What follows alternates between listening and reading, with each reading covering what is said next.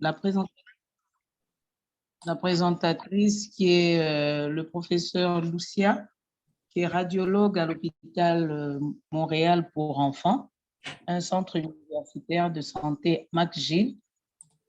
Et nous avons deux panélistes. Nous avons le professeur Lucia Aketi, pédiatre et chef de service de cardio-pulmonaire et maladies infectieuses aux cliniques universitaires de Kinshasa. Et comme deuxième panéliste, nous avons le docteur Carmen Capito, qui est praticien hospitalier, chirurgie générale et néonatale pédiatrique, chirurgie hépatobiliaire et pancréatique, transplantation intestinale et rénale, service de chirurgie viscérale, urologique et de transplantation pédiatrique à l'hôpital Necker des enfants malades en France. Voilà, merci beaucoup, professeur, pour votre présence. Merci au docteur Carmen. Sans plus tarder, je vais vous passer la parole car le temps nous est imparti pour que nous puissions gagner sur le temps. Je passe la parole au professeur Lucia Capitaine. Parfait, merci. Est-ce que vous pouvez confirmer que vous voyez? Parce que malheureusement, je n'ai pas accès à... Nous voyons. C'est bon? Un grand écran bleu. C'est ça? Un grand écran bleu, mais avec des petits à côté. Si on pourrait mettre en plein écran les... Ça serait oui. mieux. OK. Alors, ah, le voilà. C'est ça. Bon. Voilà. OK, parfait. Alors, moi, de ma part, je me présente rapidement. Je suis Dr. Carpinetta. Je suis radiologiste pédiatrique à McGill à Montréal, au Canada. Et ce soir, on va discuter de façon un peu plus abrégée que j'avais prévu, mais on va tenter de finir le tout. Les urgences non traumatiques abdominales chez l'enfant. OK?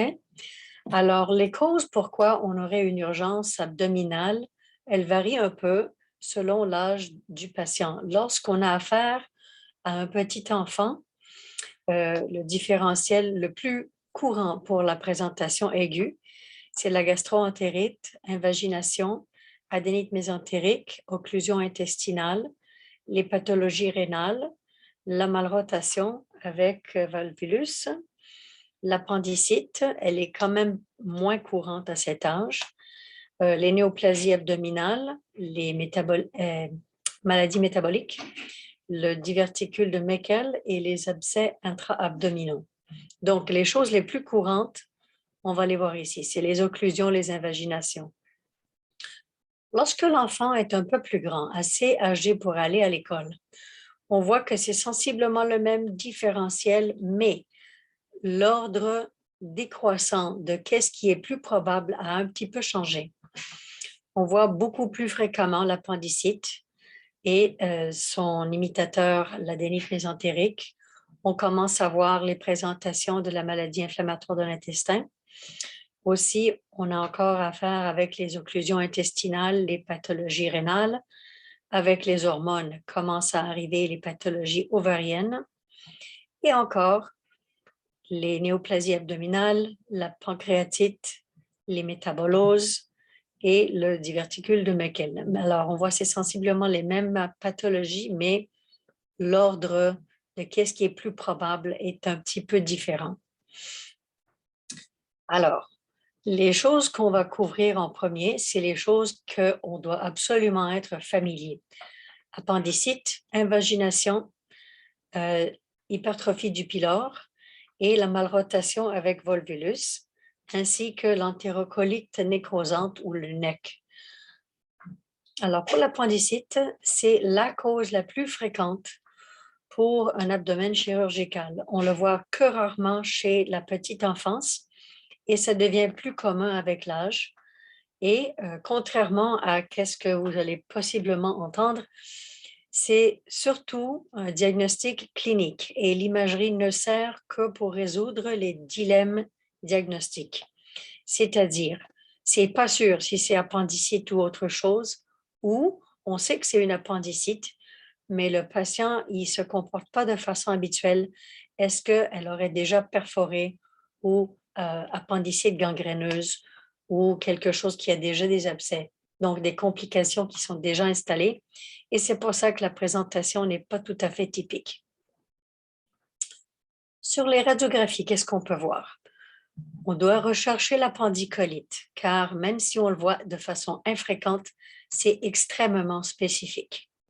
On peut rechercher aussi des signes indirects d'inflammation dans la fosse iliaque droite, tels que la séparation des anses intestinales et la présence d'effets de masse, surtout s'il y a déjà un abcès. Recherche de signes d'occlusion qu'on va voir lorsqu'il y a eu perforation, possiblement colmatée, mais avec formation d'abcès.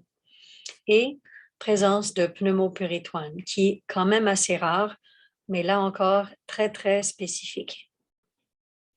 Et alors, ça ressemble un peu à ça. Alors, si vous voyez ici, je ne sais pas si ça projette bien, mais une petite calcification en forme d'amande, juste en deçà de l'articulation sacro-iliaque à droite. OK? Alors, un petit peu moins de gaz de façon générale dans le bassin droit et quelques anses séparées. À l'échographie, qu'est-ce qu'on recherche? L'appendice, quand il est pathologique, il dépasse les 6 mm. Il est devenu non compressible et douloureux lors de l'examen échographique. Ça correspond à la douleur à la palpation profonde à l'examen clinique. Lorsqu'on interroge au Doppler, la paroi de l'appendice est souvent hyperémique. On peut aussi rechercher des collections liquidiennes dans l'abdomen et surtout au pourtour de l'appendice. Et avec l'échographie, ça nous permet d'exclure d'autres pathologies quand le tableau clinique n'est pas tout à fait clair. Et ça ressemble un peu à ça. C'est des exemples, courtoisie de mon collègue Dr. Feingold, de cas d'appendicite, mais sans perforation. L'appendice, on reconnaît la signature de la paroi intestinale, hypoéchogène, hyperéchogène et la muqueuse hypoéchogène. Dans cet exemple, on voit aussi un petit foyer avec ombrage acoustique. Ça représente l'appendicolite. Et on remarque aussi une augmentation de la quantité et l'échogénicité de la graisse mésentérique au pourtour. C'est qu'est-ce qu'on voit quand on a de la graisse mésentérique inflammée. Alors, ce sont des exemples d'appendicite, mais non perforés. Et ça ressemble un peu à ça, le spécimen chirurgical. Voici l'appendicolite, la base près de la pince et le bout émoussé ici. Lorsqu'on met le Doppler, on voit de l'hyperémie partout, on devrait voir de l'hyperémie partout autour de la paroi de l'appendice. Et il faut se méfier lorsqu'il y a des zones où on ne voit pas autant ou même voir absence de flot, parce que c'est peut-être le début d'une appendicite gangréneuse. Le manque de flot devrait être le premier indice. Là encore, les images courtoisie de mon collègue Dr. Feingold. Le scanner, je ne sais pas si c'est facile d'accès où vous êtes, mais lorsqu'on a accès, ça peut être utile pour évaluer les complications seulement. C'est seulement utilisé en diagnostic primaire chez des enfants un peu plus grands, plus âgés, où l'appendice n'a pas été vu, peut-être pour cause de body habitus du patient non favorable ou à cause que l'appendice peut être rétrocécal. C'est là qu'on ressort au scan. Sinon, la plupart des fois, c'est avec l'échographie qu'on fait le diagnostic. Ça nous permet aussi de mieux apprécier les changements inflammatoires autour de l'appendice. Et ça ressemble à ça quand une appendicite a perforé.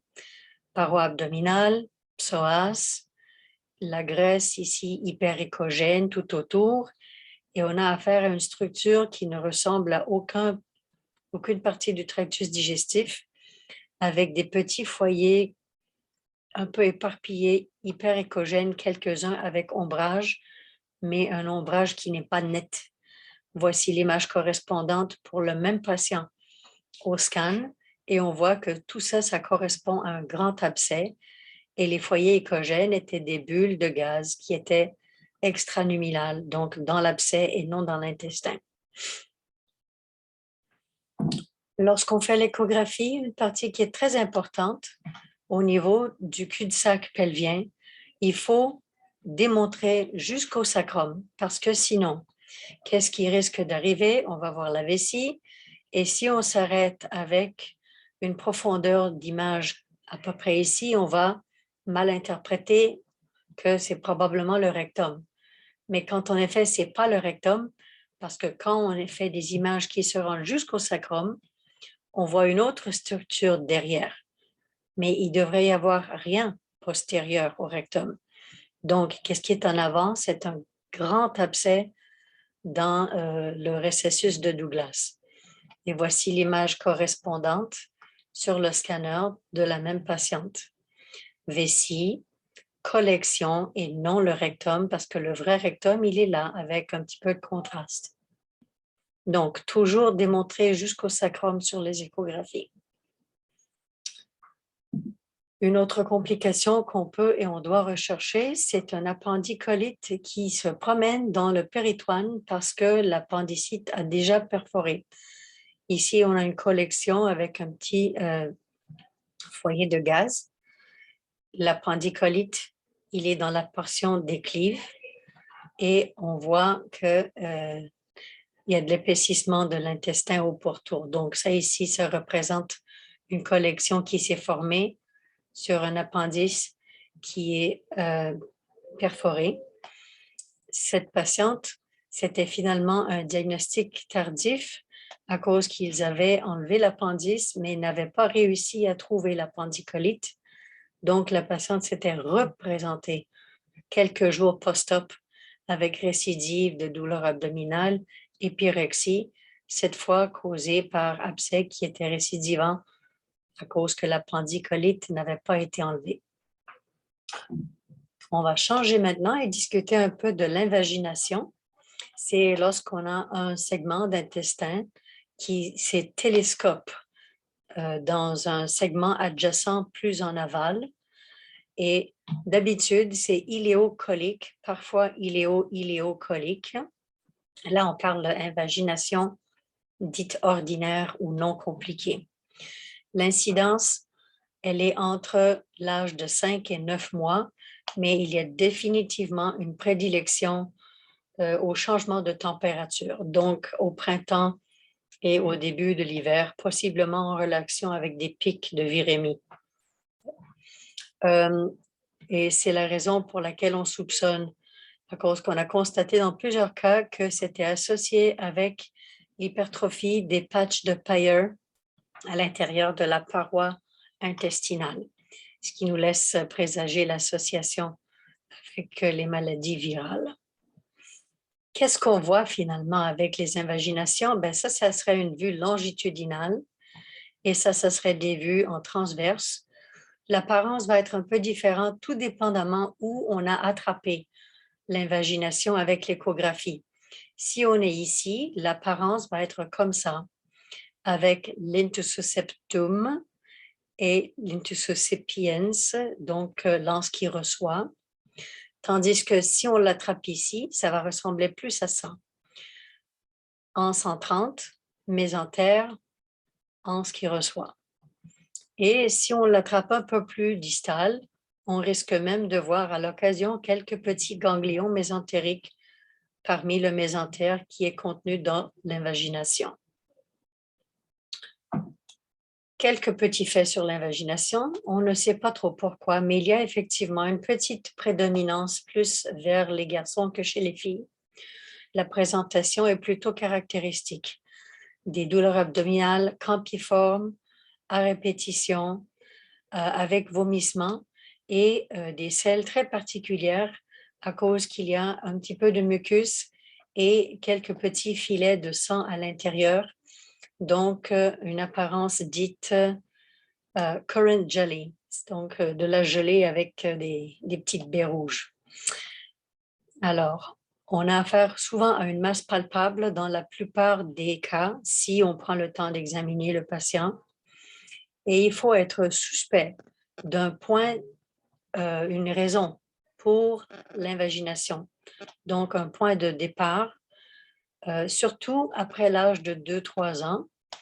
Certains auteurs considèrent aussi si l'invagination elle est arrivée avant l'âge de 6 mois, parce que ce n'est pas tout à fait normal d'avoir des invaginations à l'extérieur de la période 6 mois à 2-3 ans. Il faut rechercher une source pourquoi. OK? Alors, à la radiographie, l'apparence, elle peut être très variable. Apparence plutôt normale, apparence de zone inhabitée, laissant présager une masse tissulaire, souvent à la fosse, à l'hypochondre droit, je m'excuse. Des signes d'occlusion intestinale, surtout du petit intestin. Et parfois, on est chanceux et on voit même le bout de l'interceptum, comme dans cet exemple. Plaque simple de l'abdomen, le côlon transverse, le côlon descendant et sigmoïde. On ne voit pas le côlon ascendant, mais il y a comme une espèce de boule dans la partie proximale du côlon transverse. C'est ça, la pointe distale de l'invagination qui progresse. Alors, ça vaut toujours la peine de faire une radiographie. À l'échographie, qu'est-ce qu'on voit? L'échographie, c'est souvent l'outil par excellence pour faire ce diagnostic. Et on recherche le signe de target, c'est les anneaux concentriques, et le signe pseudo-rein, donc à retourner un petit peu en arrière, ça c'est le signe target, donc les anneaux concentriques, et la vue longitudinale, ça serait le signe du pseudo-rein. Hop là, je m'excuse. Oui. Alors, l'échographie, elle a un autre but aussi à l'occasion, si c'est comme ça qu'on a été formé, c'est qu'elle peut être utilisée pour monitorer la réduction lorsque on utilise ou l'air ou de l'eau du salin. Parce qu'on voit très bien les deux et on pourrait avoir l'invagination qui refoule. Alors, qu'est-ce qu'on voit quand le cas est positif? Voici un signe avec les anneaux concentriques, anse entrante, anse recevante. Ici, il y a un problème parce que les deux ont l'air à contenir des petits points échogènes. Ça, c'est de la pneumatose dans la paroi intestinale. Ça indique déjà qu'il y a eu souffrance intestinale depuis un certain temps. Il y a aussi pas mal de liquide libre. Un autre signe de souffrance intestinale, et quand on a ça, ce n'est pas de très bon augure, parce que si on s'essaye à faire des réductions, ça risque de ne pas fonctionner à cause que tout est coincé. Et l'autre affaire, si jamais on réussit à réduire l'invagination, ça, c'est un intestin qui est très friable et à risque de faire une perforation spontanée pendant la réduction. Donc, ça serait des affaires qui nous feraient penser mieux vaut passer directement à une réduction chirurgicale d'emblée.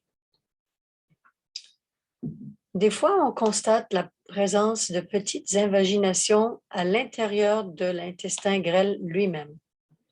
Ils sont infréquents et ils sont souvent asymptomatiques. Les indices, la taille elle est plus petite, sont en bas de 2 cm. Cela n'affecte qu'un petit segment. On les voit souvent dans l'hémi-abdomen gauche et elle se résout de façon spontanée, voire même avant la fin de l'examen. Et ça ressemble à ça. Donc, anse entrante, anse recevante, mais le diamètre est beaucoup plus petit. Il n'y a pas de mésentère, il n'y a pas de ganglion. OK? À contraster avec l'invagination qui implique aussi le côlon, le diamètre va être beaucoup plus important, d'habitude au-delà de 2 cm de diamètre. Et dans cette image, on reconnaît le schéma numéro 3. Anse entrante, anse recevante, mésentère et ganglion. On parlait tout à l'heure de faut rechercher les points d'origine d'une invagination quand le patient est trop jeune ou trop vieux pour le groupe d'âge typique pour une invagination dite ordinaire, c'est-à-dire en bas de 6 mois et au-dessus de 2-3 ans. Alors, on parle de quoi? Souvent, un diverticule de Meckel, mais à l'occasion, ça peut être un kyste de duplication de l'intestin, des fois un kyste mésentérique, un épaississement intestinal de type Enoch-Schönlein ou peut-être de lymphome qui implique la paroi intestinale ou même pour des sources infectieuses telles qu'une colite neutropénique ou autre colite. Ce sont toutes des raisons pour lesquelles on pourrait avoir une invagination, mais sur point de départ. Ça ici, c'est 2 exemples, un kystique et un plutôt solide de diverticules de Meckel, et les 2 avaient causé des invaginations chez 2 patients séparés. Lorsqu'on procède avec la réduction, alors ceci a pour but d'être soit diagnostique et thérapeutique. OK? Qu'est-ce qu'on utilise? Bien, ça dépend de ce à quoi on est accoutumé. Si on est accoutumé à utiliser de l'air, on peut utiliser de l'air. Si on est accoutumé à utiliser du colorant, du contraste intraluminal, on pourrait utiliser de l'hydrosoluble ou du barium. OK? Qu'est-ce qui importe? C'est d'utiliser la méthode avec laquelle on a été formé et on est prêt si jamais on a des complications. Si on utilise avec colorant, on utilise les principes de la gravité. Il ne faut jamais forcer le colorant parce qu'on n'a pas de contrôle sur la pression que ça génère sur la paroi intestinale de l'enfant. Alors, j'aime utiliser la règle des 3. On met le sac avec le colorant de contraste à peu près 3 pieds ou 1 mètre par-dessus le patient et on fait jusqu'à 3 tentatives de réduction. Si on n'arrive pas à faire bouger l'invagination après 3 tentatives, c'est probablement que c'est coincé et ça risque de ne pas réduire. C'est le temps de penser à faire une réduction chirurgicale. Lorsqu'on utilise de l'air, on peut utiliser un insuffleur avec une pompe. Il y a des techniques avec insufflation continue ou avec insufflation intermittente ou saccadée. Qu'est-ce qui importe? Il faut être toujours conscient de c'est quoi la pression qu'on est en train d'utiliser et de ne jamais excéder les 120 PSI ou 120 mm de mercure parce que c'est beaucoup de pression sur un petit intestin délicat de l'enfant. Parce que c'est un petit peu plus contrôlé, il y en a quelques personnes, quelques auteurs qui sont plus agressifs. Ils font peut-être plus que 3 tentatives, voire peut-être 4. Mais en général, si on est arrivé à 3-4 essais et il n'y a rien qui bouge, même avec la réduction pneumatique, c'est peut-être l'heure de penser à abandonner parce que c'est que tout est pris ensemble à cause de l'édème qui s'est installé.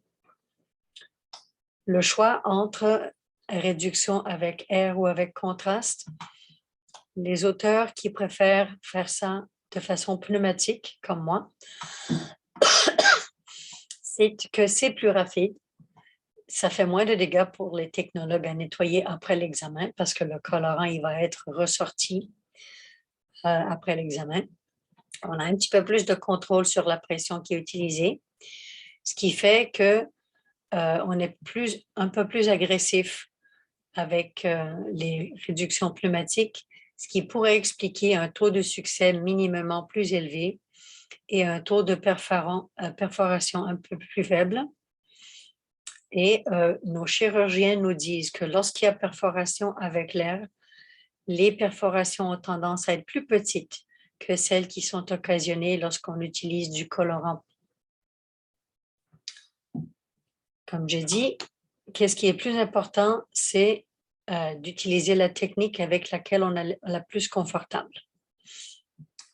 Les deux ont des taux sensiblement pareil de réduction, entre 75 et 85 %, plus près du 85, et un taux semblable de perforation dans la procédure de l'ordre de 1 à 2 %. Lorsqu'on prépare pour faire une réduction, il faut toujours avoir une consulte en chirurgie. Un chirurgien doit être pas loin et si jamais il y a perforation, au moins ils sont prêts à aller directement en salle d'opératoire avec le patient. Et aussi, il faut avoir un accès intraveineux parce que si jamais on développe un pneumopéritoine, il peut progresser très rapidement et on peut perdre le retour veineux en très peu de temps. Ce n'est pas le moment d'aller gosser pour aller chercher un accès intraveineux quand c'est déjà arrivé. Donc, il faut l'avoir avant de commencer. Les seules contre-indications à la réduction radiologique, c'est quand on a déjà des signes de perforation ou péritonite déjà. OK? Et pour ce qui en est de la sédation, on ne sédate pas. Pourquoi? Parce que l'enfant qui pleure génère un Valsalva qui a un effet protecteur à faire une contre-pression, à éviter une surdistension de l'intestin. On sait quand la réduction a réussi parce qu'on réussit à avoir un reflux de qu'est-ce qu'on a utilisé comme moyen, soit de l'air, soit du colorant, dans le petit intestin et une résolution de la masse ou du défaut de remplissage. On peut voir un petit peu d'édème résiduel au niveau de la valve iléocécale, mais notre but à faire les réductions en radiologie, ce serait de prévenir autant que possible les réductions chirurgicales et ne renvoyer pour résection que les patients qui en ont vraiment besoin. La récupération est beaucoup plus rapide. Alors ça, c'est un exemple de réduction pneumatique. On ne voit pas de gaz dans la distribution du côlon ascendant et transverse, avec une petite partie ronde ici qui représente la pointe distale de l'invagination. Et avec l'air, on réussit à refouler l'invagination jusqu'à temps à obtenir du reflux de l'air dans cette région-là qui correspond aux anses intestinales de la fosse iliaque gauche à droite, confirmant qu'il y a eu effectivement résolution totale de l'invagination. Avec le colorant, c'est sensiblement la même affaire. On voit un défaut de remplissage qui est refoulé progressivement dans le transverse et éventuellement dans le côlon ascendant, jusqu'à temps à obtenir un reflux de colorant dans le grêle distal, mais avec un petit défaut de remplissage résiduel qui, lui, correspond à la valve iléocécale édémaciée, qu'on voit un peu mieux ici. Malheureusement, quand on ne la reconnaît pas et le patient va en salle d'op, c'est souvent ça qu'on obtient, une valve édémaciée qui est resséquée, mais il n'y avait rien qui était pathologique au niveau de la valve elle-même. D'où l'importance de reconnaître l'apparence. OK. Alors, pour la sténose du pylore, c'est une hypertrophie du muscle à la sortie de l'estomac. Le pic en incidence, c'est entre la 2e et 6e semaine post-naissance, avec un pic aux alentours de 3-4 semaines post-natales. Il y a distinctement prédilection avec les petits garçons de 4 à 1 et la présentation est très caractéristique. Il s'agit de vomissements en jet qui peuvent être très impressionnants et non bilieux. Non bilieux à cause que qu'est-ce qui est restitué n'a pas eu la chance de mélanger avec les sels biliaires. Il y a aussi une hyperpéristaltisme qu'on peut constater avec des borborhymies augmentées et même sur des radiographies avec des vagues de péristaltisme visibles dans la radiographie. Et à l'examen, quelque chose type une noix de Grenoble ou une grande olive palpée à l'épigastre, l'olive du pylore. Si on prend le temps d'examiner le patient, on la retrouve souvent. Alors, comment on évalue pour cette possibilité? Si l'anamnèse est fortement suggestive, on peut passer directement à l'échographie. Si l'anamnèse n'est pas très convaincante, ça pourrait être autre chose aussi. On peut passer avec une étude barium du tractus supérieur. Souvent, qu'est-ce qu'on fait? C'est une évaluation combinée. On commence avec l'échographie. Si on a trouvé, on arrête. Et sinon, on continue avec l'étude digestive haute. Pourquoi ne pas faire l'inverse? Parce que ça va créer beaucoup d'ombrage acoustique et on risque de ne pas voir l'anatomie d'intérêt. Hop là, je m'excuse. À la radiographie, on peut parfois apercevoir une distension gastrique importante et des anses, des vagues péristaltiques visibles donnant le signe caterpillar. Alors voilà, avec plusieurs lobulations, plusieurs ondes au niveau de l'estomac qui est très distendu et très peu de gaz en aval. À l'échographie, qu'est-ce qu'on recherche? Un pylore dont l'épaisseur dépasse les 3 mm, dont la longueur dépasse les 15 mm et dont le diamètre total dépasse les 8 mm. Mais ça, c'est plus difficile à cause qu'il faut être sûr que notre image n'a pas été prise en biseau, ce qui n'est pas des fois évident. Mais ne vous en faites pas. Quand c'est positif, d'habitude, c'est très convaincant parce que ça a l'air à ça. Alors, vue transverse, vue longitudinale, alors la couche musculaire, sous-muqueuse, la muqueuse, donc de ici à ici, qui dépasse largement les 3 mm, la longueur de ici à ici, qui dépasse largement les 15 mm. Et pendant tout l'examen, on ne voit jamais rien qui passe de la région de l'antre vers la région duodénale. Lorsqu'on se fait ce diagnostic avec les fluoroscopies, d'habitude, on passe une sonde nasogastrique, on met directement une petite quantité, des fois 5-7 millilitres de colorant, ça suffit, directement dans le tube et donc directement dans l'estomac. Et on voit le contour de l'antre, le contour du pylore. Et quand on se met en position décubitus latéral droite, on essaie de voir le passage du colorant à travers le pylore. OK? Si l'estomac n'est pas suffisamment distendu, c'est bien d'administrer des quantités de air, peut-être avec des seringues pleines d'air, de façon à dilater l'estomac, mais il ne faut pas mettre davantage de colorant. Qu'est-ce qu'on voit quand c'est positif? Bien, on voit un pylore filiforme, allongé, non distensible, le signe de l'épaulette et le signe de les rails du tram en double ou en triple, ou le signe du champignon, c'est-à-dire des formes, on va voir ici. Alors, je ne sais pas si ça if it shows properly, je m'excuse. Mais ça ici, ça serait un signe du champignon. Et ça ici, les signes de l'épaulette. Et ici, une partie filiforme qui représente la lumière du pylore qui n'arrive pas à être ouvert davantage. Un autre exemple, ici le pylore, signe de l'épaulette.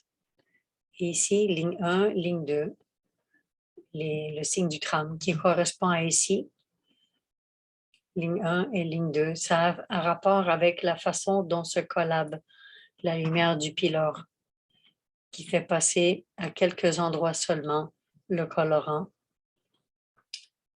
Pour ce qui en est de la malrotation, on peut parler de non-rotation où il y a absence totale de rotation dans la période embryonnaire. Celle-là est d'habitude asymptomatique. Et il y a la rotation normale où tout s'est fait correctement. Ceux qui sont problématiques, c'est ceux qui sont entre les deux. Il y a eu rotation, oui, mais pas complète. Alors, la tâche du mésentère est plus courte qu'elle ne devrait être et l'intestin est libre de tourner sur lui-même et compromettre sa propre circulation. Et ça, quand ça tourne sur lui-même, on appelle ça le volvulus. Il peut y avoir aussi des bandes de Lade qui peuvent agir comme des adhérences et causer des symptômes semblables. Le volvulus est probablement la seule vraie urgence radiologique. Vous allez faire réveiller le radiologiste à n'importe quelle heure pour venir voir parce que, effectivement, si c'est positif, c'est urgent de faire le diagnostic et d'envoyer le patient en chirurgie. Qu'est-ce qu'on peut voir à la radiographie simple? L'apparence des gaz intestinaux, c'est souvent normal, quelquefois obstruction gastrique ou obstruction duodénale. Des fois, ça peut même avoir l'air d'une occlusion à anse fermée. Et ça, ce n'est pas un très bon signe parce que d'habitude, c'est une longueur importante d'intestin qui est impliquée. Alors, voici un patient où on voit un petit peu de gaz dans l'estomac et dans la première partie du duodénum et rien après. La meilleure évaluation pour la malrotation, ça demeure l'étude digestive haute avec le barium. Aussi important de valider où exactement se situe la jonction duodéno-jéjunale parce que ça nous indique où est le ligament de Treitz qu'on ne voit pas, mais on peut inférer où il est situé. La position du sécom peut être utilisée aussi, mais à cause que le sécom peut être mobile, c'est moins fiable comme signe radiologique. C'est mieux de passer par l'étude digestive haute. Qu'est-ce qu'on essaie de voir? C'est la première passe de contraste à travers le duodénum et on devrait voir une jonction duodéno-jéjunale à la gauche de la ligne médiane et au moins au même niveau que le pylore, sinon plus haut. Le reste de l'intestin, du petit intestin, peut être peu importe. Même le cadran hypochondre droit, c'est ça qui importe. Si l'implantation du Treitz est normale, c'est peu probable que le problème du patient va être une malrotation avec un volvulus. Il faut être au courant qu'il y a quelques variantes qui risquent des fois de nous donner un petit peu de misère. C'est quand on a un duodénum proximal légèrement redondant, mais on peut quand même reconnaître où est la jonction duodéno-jéjunale. Une jonction qui est un petit peu déplacée en inférieur par un estomac qui est très distendu ou des anses intestinales très distendues. Et la variante de jonction légèrement basse. Les variations de rotation qu'on parlait tout à l'heure, on peut les résumer ici. Ça, c'est un exemple de non-rotation. Tout le côlon est à gauche, tout le grêle est à droite. On a ici affaire avec une bande de Lade et ici un rétrécissement où l'intestin peut tourner sur lui-même. Ici, une jonction duodéno-jéjunale qui est trop basse. Ici, un sécom qui est trop haut. Alors, les deux, la tâche du mésentère est plus courte et il peut se tourner sur lui-même. Ici, c'est un exemple d'hernie interne. OK? Et dans tous les cas, qu'est-ce qu'on veut essayer d'éviter? C'est ce scénario-là. OK? Parce que ça, c'est le volvulus. Lorsqu'on a un problème avec l'étude digestive haute et on veut être sûr à 100% parce que ce n'est pas clair, on peut aller faire en complément une étude basse pour vérifier où est le cécum. Parce que qu'est-ce qu'on veut s'assurer, c'est que la tâche du mésentère est suffisamment longue. Mais la plupart du temps, on fait le diagnostic sur l'étude digestive haute. Alors, qu'est-ce qu'on voit?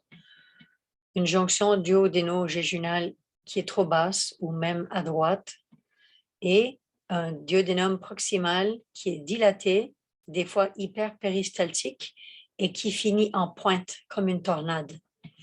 Des fois, on peut même voir une forme de spirale ou tire-bouchon ou même une apparence en Z lorsqu'on est aussi en présence de bandes de Lade. Alors ça, c'est un exemple de la spirale. Alors ça, c'est un patient qui a effectivement un volvulus en cours, diagnostiqué sur l'étude digestive haute.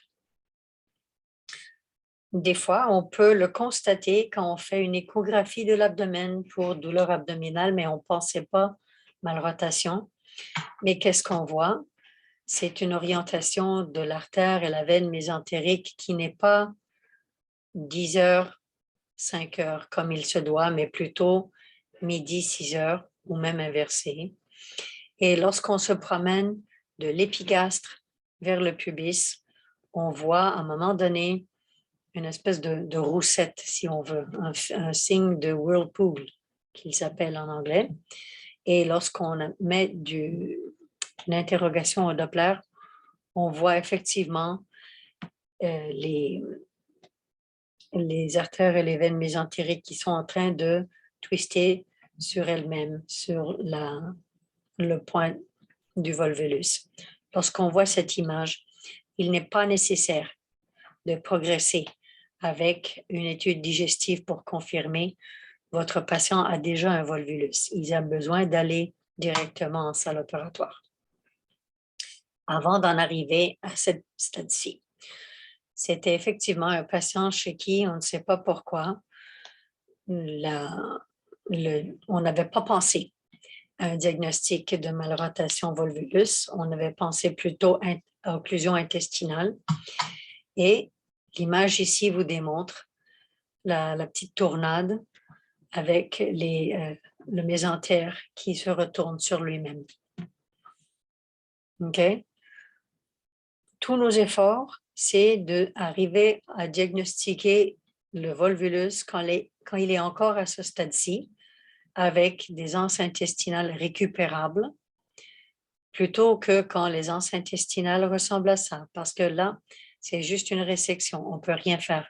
L'intestin, il est déjà nécrosé. C'est ce qu'on veut éviter. Alors, je vais passer rapidement à l'entérocolite nécrosante ou le NEC. C'est un désordre qu'on voit avec un stress hypoxique au niveau de l'intestin.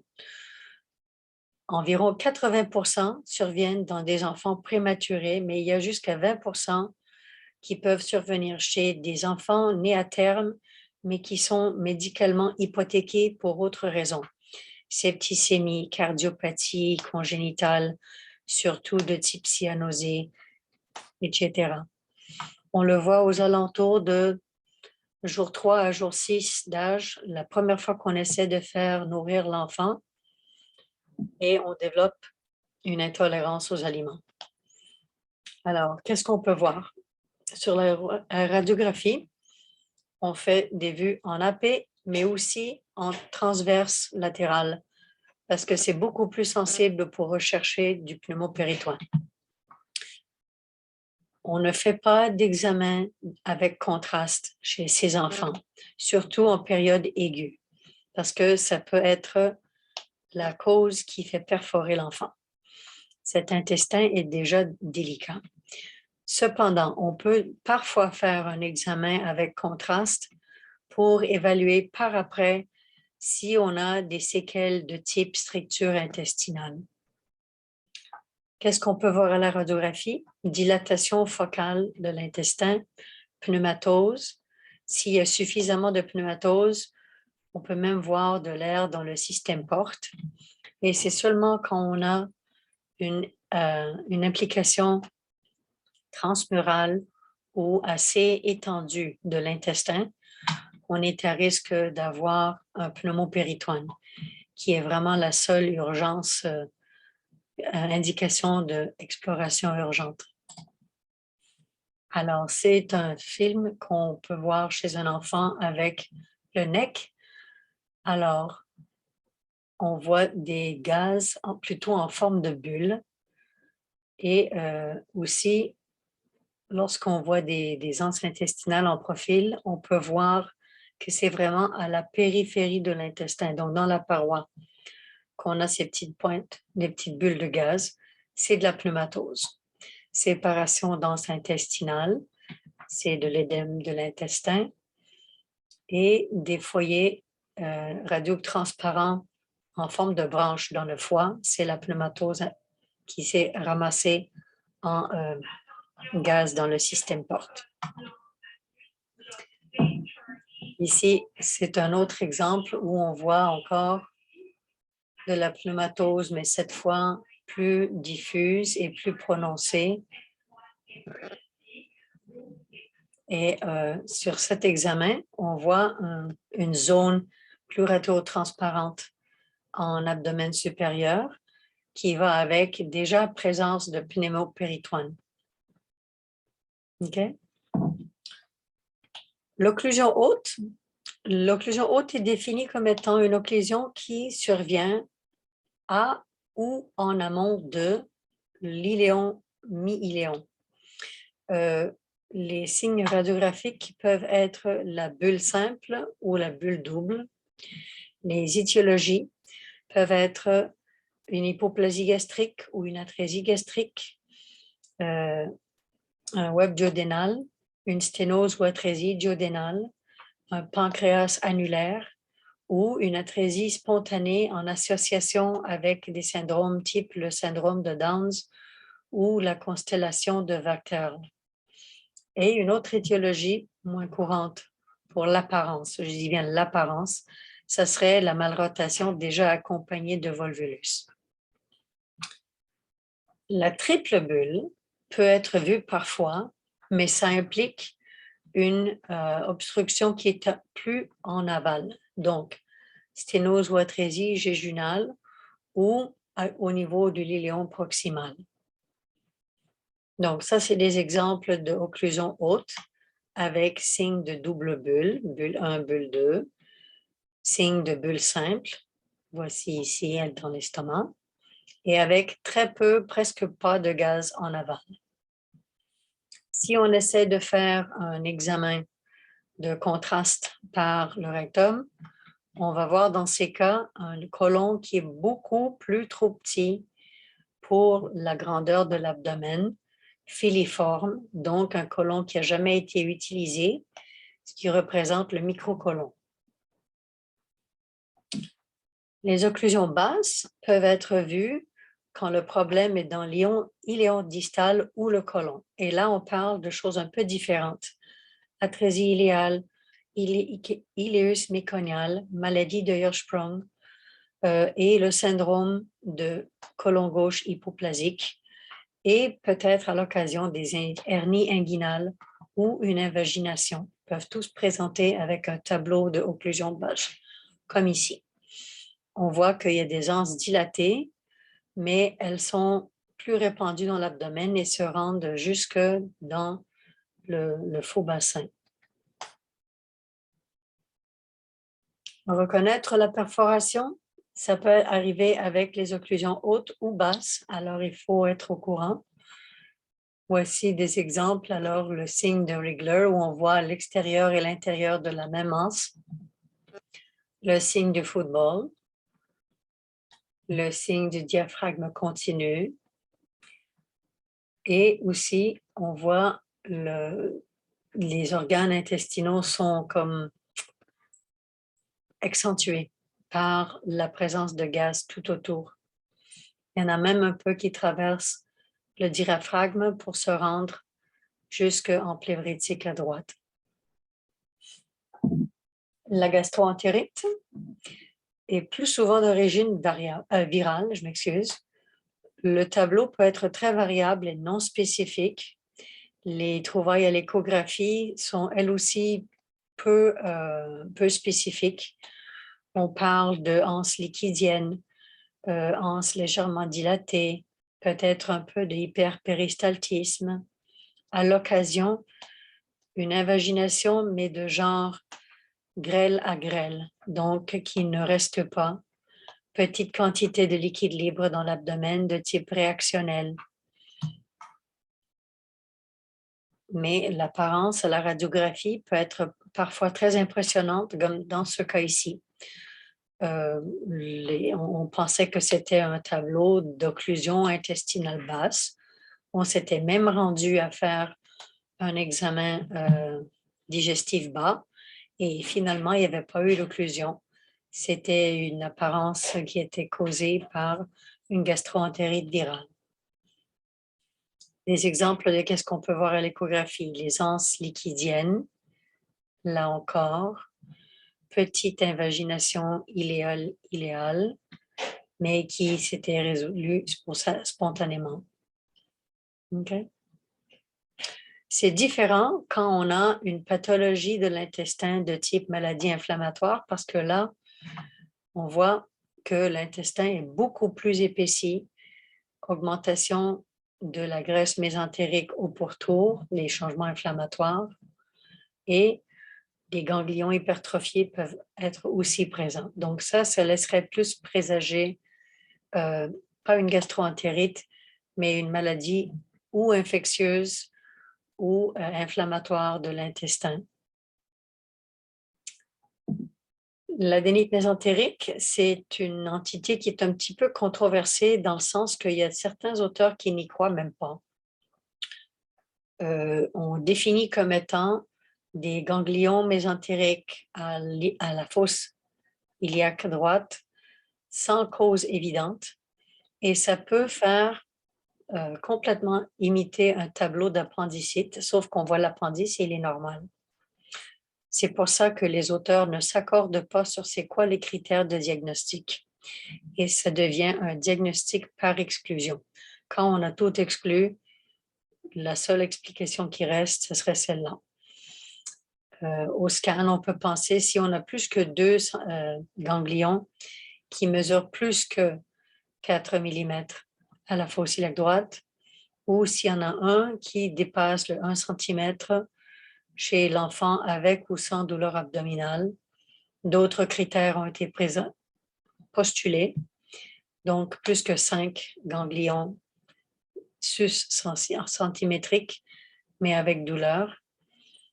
Alors, ça, c'est pour illustrer que les auteurs ne s'entendent pas sur c'est quoi le critère le plus fiable. Mais ce n'est pas dangereux dans le sens que ça passe avec une virémie. Donc, quand la virémie rentre dans l'ordre, ça aussi, ça rentre dans l'ordre. C'est des exemples ici de ganglions mésentériques dont l'aspect est un petit peu plus gros que d'habitude, mais l'échogénicité, elle est conservée, ainsi que le flot Doppler. Les maladies inflammatoires de l'intestin, on en voit 2 principalement, la maladie de Crohn et la colite ulcéreuse. Généralement, ils ne présentent pas avec un abdomen aigu, mais plutôt on les voit en urgence pour de possibles complications, type occlusion intestinale, des fois sur abcès, versus perforation avec fistule ou colite toxique. Et l'apparence ressemble celle qu'on est familier chez les adultes. Dans l'intérêt du temps, je ne m'attarderai pas outre. Juste pour dire qu'on ne commence à les voir que dans la 2e décennie, donc à partir de l'âge de 9-10 ans plus. Ça peut affecter n'importe quelle partie du tractus gastro-intestinal, mais le plus souvent l'iléon terminal et le côlon proximal. Une chose qu'il faut faire gaffe, ça peut mimiquer l'apparence d'une appendicite et environ 20% de ces patients vont présenter avec une appendicite, soi-disant appendicite, que le pathologiste va ensuite nous dire appendice présentant des signes de maladie inflammatoire. OK? Alors, je vais passer rapidement parce qu'on est déjà familier avec l'apparence de la maladie de Crohn. Et on va passer une seconde à parler du diverticule de Meckel.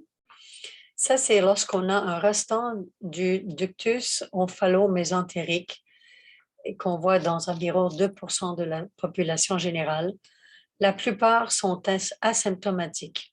Mais lorsque symptomatique, la présentation peut être une de celles-ci. Occlusion intestinale, d'habitude sur invagination, saignement occulte, le sang dans les selles, une inflammation du diverticule, donc une diverticulite, et un nombril qui coule, une fistule ombilicale. Ce seraient les 4 présentations cliniques les plus fréquentes.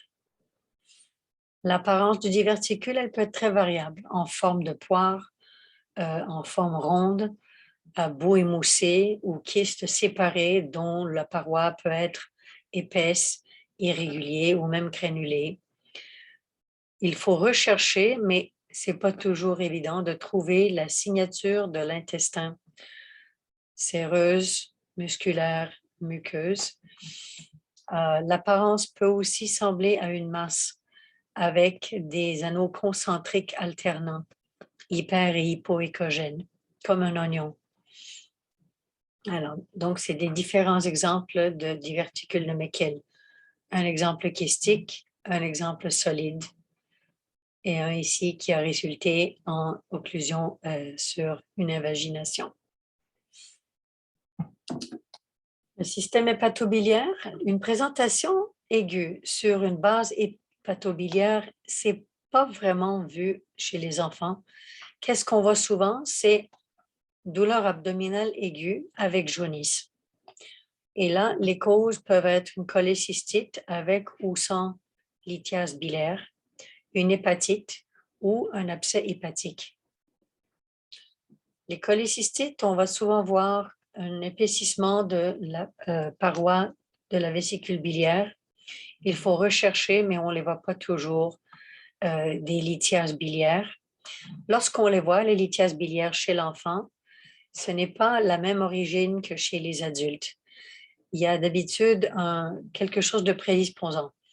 Le patient a eu une nutrition parentérale pendant longtemps, ou il souffre de fibrose kystique, ou il y a un contexte de hémoglobinopathie qui fait en sorte qu'on a un turnover beaucoup plus rapide des globules rouges et ça va précipiter et former des lithiases biliaires, ou lorsqu'on a une malformation de l'arbre biliaire de type kyste du cholédoque.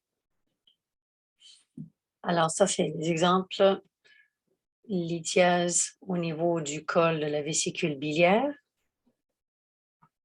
Un autre exemple au scan, où cette fois-ci, où on a les lithiases, mais on voit aussi que la vésicule biliaire est distendue et épaissie, donc cholécystite associée.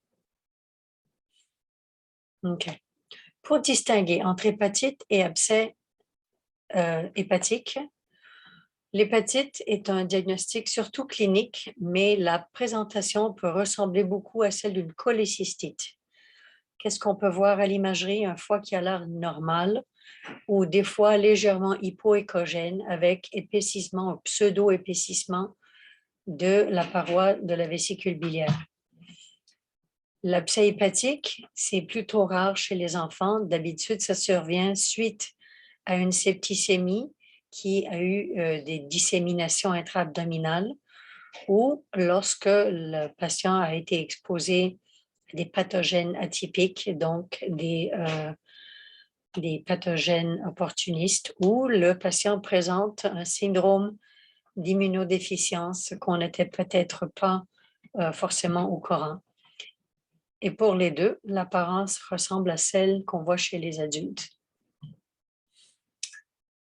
Bon, les pancréatites, je pense que je vais passer rapidement, simplement parce que l'apparence, elle va ressembler beaucoup à celle chez les adultes. La seule chose que je vais mentionner ici, c'est que l'étiologie la plus fréquente pour pancréatite, c'est post-traumatique. c'est la présentation la plus fréquente dans un enfant maltraité, c'est le pseudokyste tardif suite à une pancréatite post-traumatique sur, je m'excuse, je manque le mot, blunt abdomen trauma, un trauma à l'abdomen qui est non pénétrant.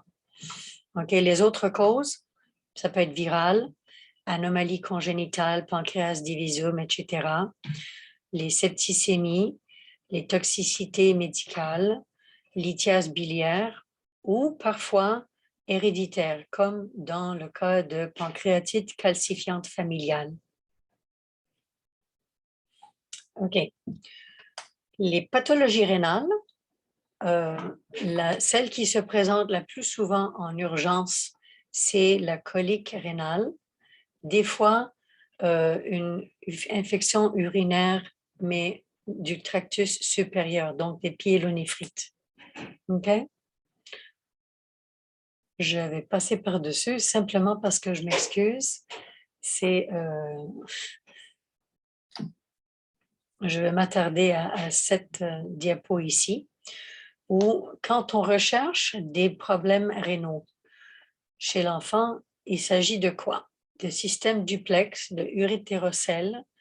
Les deux peuvent entraîner une stase urinaire haute qui laisse faciliter la conversion entre une cystite et une infection urinaire haute. Il y a aussi les reins qui sont mal orientés ou en forme de fer de cheval ou ectopiques. OK? Et avec ceux-là, c'est plus que il y a un drainage qui se fait, mais peut-être pas correctement. Et alors, ça prédispose à formation de lithiase urinaire. Lorsqu'on a une lithiase urinaire, qu'est-ce qu'on peut voir? Ben, dans ce cas-ci, on voit un nombre rénal beaucoup plus grand que l'autre côté. À l'écho, on a confirmé qu'effectivement, c'était sur la base d'une hydronéphrose importante. Et lorsqu'on a fait une pyélographie intraveineuse, on voit un transit rallongé dans le rein affecté et une persistance de contraste qui a l'air à s'arrêter à l'urétère distal parce que c'était là où on avait un calcul qui était radiotransparent. Et finalement, les pathologies gynécologiques. Oui? Professeur, nous Oui. avons à peine 1 heure. Nous vous accordons encore 10 minutes, comme on s'est convenu. Oui, tout à fait, tout à fait. Donc, pour les pathologies ovariennes, alors, on voit ça lorsqu'on commence la puberté. Les douleurs peuvent être importantes et quand c'est le côté droit, peuvent faire un tableau clinique qui peut imiter l'appendicite. Alors, on peut rechercher s'il y a, par exemple, des masses adnexielles de type kyste dermoïde qui peuvent agir comme point de départ pour une torsion adnexielle. OK? Je vais sauter par-dessus ça. Les torsions sont d'habitude unilatérales et c'est, pourquoi pas, c'est plus souvent à droite qu'à gauche, juste pour nous induire en erreur avec un tableau clinique. Dans les 2/3 des cas, s'il y a une torsion adnexielle chez un nouveau-né ou un enfant, dans les 2/3 des cas, il va y avoir un point de départ, contrasté avec juste 10% des filles d'âge post-pubère. OK? Alors, c'est des exemples de torsion adnexielle. Un exemple comparatif, le côté droit beaucoup plus large, congestionné avec des follicules périphériques. Alors, qu'on essaie de mettre du flow Doppler, on n'y arrive pas, même avec les paramètres les plus sensibles. Donc, à quoi ressemble une torsion de l'ovaire? Et cette dernière diapo, ça sert à nous faire penser que même si on a affaire à une jeune fille de 12-13 ans, ce n'est pas parce qu'on est en période pédiatrique qu'elles ne peuvent pas avoir des pathologies de type adulte, type salpingite ou maladies inflammatoires pelviennes ou même les grossesses compliquées comme une grossesse ectopique. Ça fait partie du différentiel qu'on doit retenir chez les jeunes filles. Alors, j'espère avoir démystifié pour vous l'abdomen aigu non traumatique.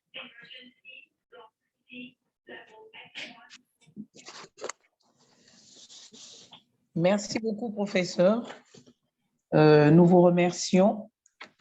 Je crois que vous avez abordé les urgences non traumatiques abdominales chez l'enfant, en commençant par les intestinales, en passant par hépatobiliaires, les pancréatiques, les pathologies rénales et pour finir, terminer avec les pathologies ovariennes.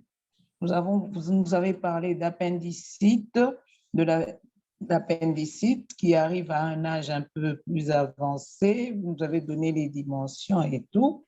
L'invagination intestinale aiguë, la sténose hypertrophique du pylore, la malrotation sur le volvulus sur malrotation, l'entérocolite ulcéro-nécrosante, les occlusions hautes comme basses, les pathologies inflammatoires, l'adénite mésentérique, les diverticules de Meckel, les pathologies hépatobiliaires, la pancréatite, les pathologies rénales et enfin les pathologies ovariennes.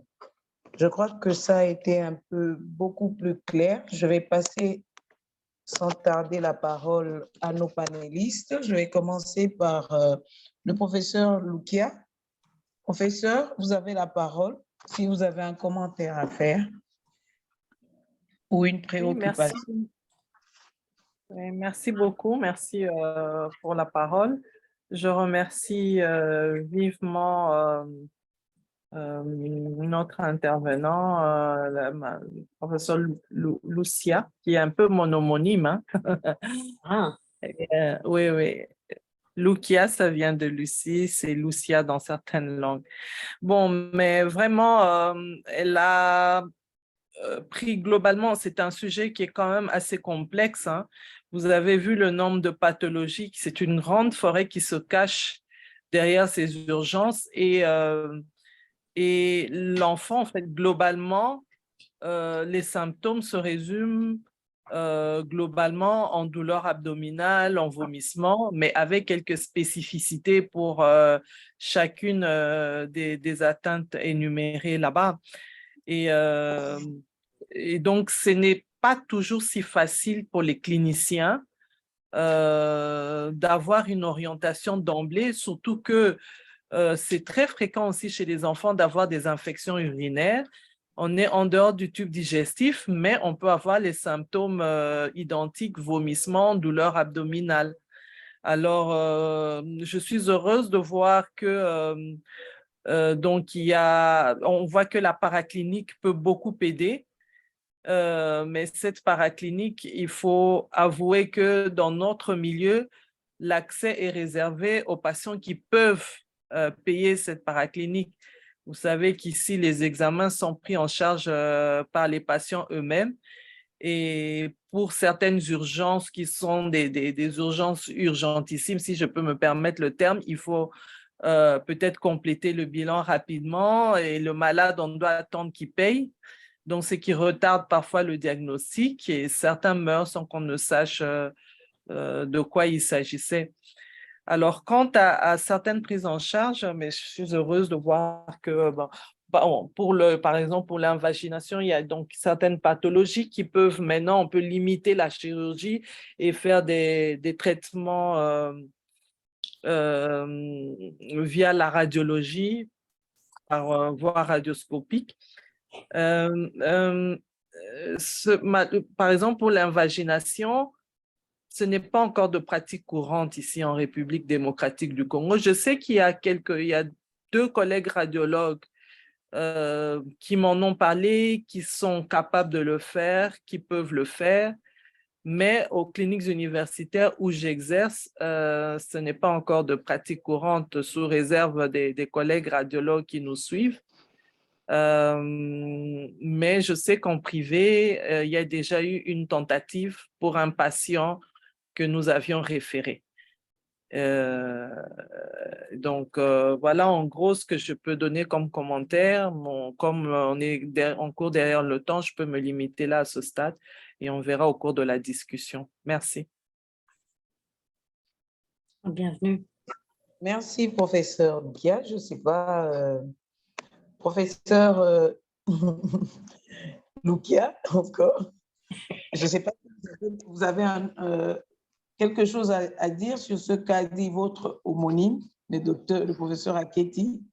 Ben, oui et non, dans le sens que je m'attendais à avoir des différences régionales et je suis connaissante que probablement les ressources ne sont pas tout à fait les mêmes, mais mon but, c'était d'exposer qu'est-ce qui est possible de faire et qu'est-ce qu'on devrait peut-être aspirer à faire dans la mesure où nos ressources locales nous le permettent. Parce qu'en fin de compte, c'est qu'est-ce qui est mieux pour l'enfant. Merci. Je passe la parole rapidement au docteur Carmen. Docteur Carmen, bonsoir. Vous avez la parole. Oui, bonsoir. Donc, je remercie le professeur Carpinetta pour son exposé. Moi, j'ai trouvé que les deux premières diapos étaient finalement quelque part les plus importantes, c'est-à-dire que en pédiatrie, on doit raisonner en fonction de l'âge de l'enfant et aux urgences encore plus, parce que sinon, en effet, c'est un puits sans fond que la médecine quand on est face à un malade et que les choses sont compliquées. Quand on raisonne en pédiatrie en fonction de l'âge, on a déjà une orientation et notre examen clinique, même si cet examen doit toujours être exhaustif chez l'enfant, je rappelle toujours à mes étudiants qu'on examine un enfant en slip, sans chaussettes, mais s'il a moins de 3 ans, ce ne sera pas la même histoire que 3 à 6 ans, 6 à 12 ans, 12 à 18 ans. Et à partir de là, on peut orienter de manière très précise des examens complémentaires. J'ai beaucoup aimé le topo parce que finalement, l'abdomen sans préparation était assez présent dans cette présentation. Et on oublie bien souvent qu'un simple ASP, abdomen sans préparation, permet d'orienter beaucoup et l'ASP est accessible globalement un peu partout à moindre coût. L'échographie, et j'ai beaucoup aimé aussi le passage où finalement le scanner n'est pas si important, on n'est pas chez l'adulte, l'enfant n'a pas besoin d'un scanner, il a besoin d'un bon échographiste et l'échographie est certainement moins chère que le scanner. Et si l'échographie, comme elle a été présentée, est faite dans les règles de l'art, on a la majorité des diagnostics à notre portée, nous permettant de faire une prise en charge adaptée.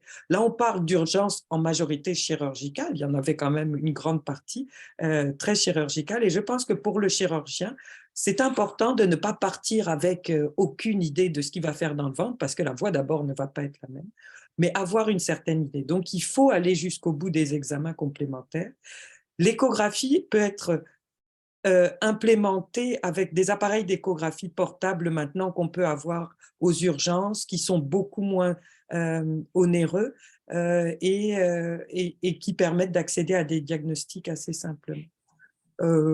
Oui, donc moi j'ai vraiment beaucoup apprécié le déroulé de ce topo qui avait une vraie logique pédiatrique et c'est ce qu'on recherche quand on raisonne pour l'enfant. Vous Oui. me voyez heureuse. C'était le but de l'exercice. Alors, mission accomplie. Oui, merci, docteur Carmen. Mais j'aimerais dire un mot au professeur Lukia à propos de la désinvagination. Certes, c'est une pratique que les radiologues connaissent, même ici à Kinshasa, que les radiologues ont appris, mais maintenant, il reste le fait de la réalisation, même dans les cabinets privés, même dans les structures privées où on peut la faire. Il y a toujours cette hésitation puisque pour un parent, avant de la faire, il faut discuter avec les parents. Et chez nous, les parents ne sont pas si réceptifs. C'est-à-dire une invagination qu'on désinvagine, qui peut réussir ou non. Si ça ne réussit pas, on aboutit toujours à la chirurgie. Et même quand on a désinvaginé, ça peut toujours le lendemain ou 48 heures après ou plus tard revenir. Et donc, les parents n'acceptent pas que vous lui dites ça peut toujours revenir. Ils vous demandent non, je préfère qu'on opère mon enfant. À la pédiatrie où moi je suis à Kalembelembe, nous avons instauré cela, mais avant de la faire, il faut obtenir l'autorisation des parents et c'est un coût en plus. Vous le faites payer cette désinvagination et après, l'enfant va, il se porte bien pour que 48 heures après, il revienne à l'hôpital avec cet enfant qui refait une invagination. Le parent, il n'est pas d'accord puisqu'il devra encore payer. Au fait, il y a vraiment cette histoire financière qui nous tient encore à ce qui tient encore à ce qu'on ne puisse pas faire de cela une pratique courante comme ailleurs à l'étranger.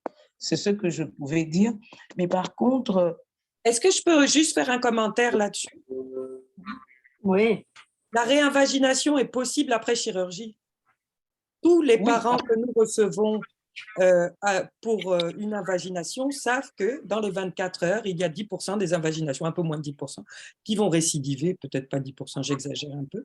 Et la réinvagination, même après chirurgie, est possible. Donc la chirurgie, à part si vous faites une résection anastomose iléosécale, je ne vois pas comment vous prévenez l'invagination en faisant une désinvagination chirurgicale.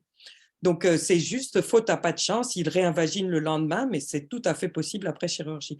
Donc, et en revanche, les complications de la chirurgie sont importantes parce que, comme vous le dites vous-même, dans vos conditions, la désinvagination avec traumatisme de la paroi et tout ce qui peut s'en suivre si la chirurgie a été un peu traumatique, peut aboutir à des fistules catastrophiques avec des enfants qui vont souffrir de ça et on peut se retrouver dans des situations extrêmement catastrophiques.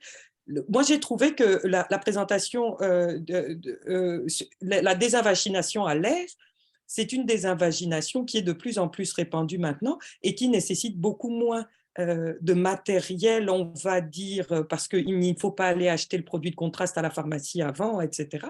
Là, on fait ça avec un baromètre. Les choses sont assez simplement faites avec un appareil de radiologie et donc, c'est probablement une technique qui serait intéressant de maîtriser pour vos radiologues.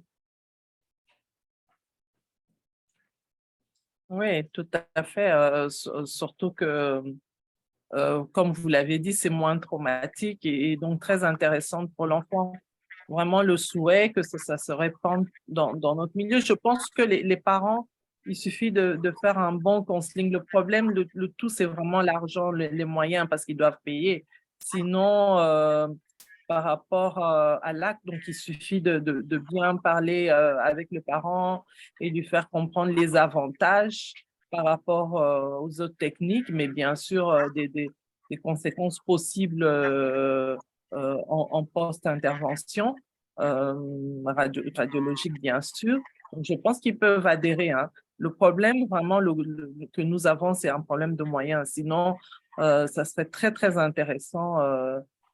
C'est vrai qu'on n'a pas trop de cas d'invagination, mais comme je l'ai dit, je pense vraiment que on n'y va pas à fond.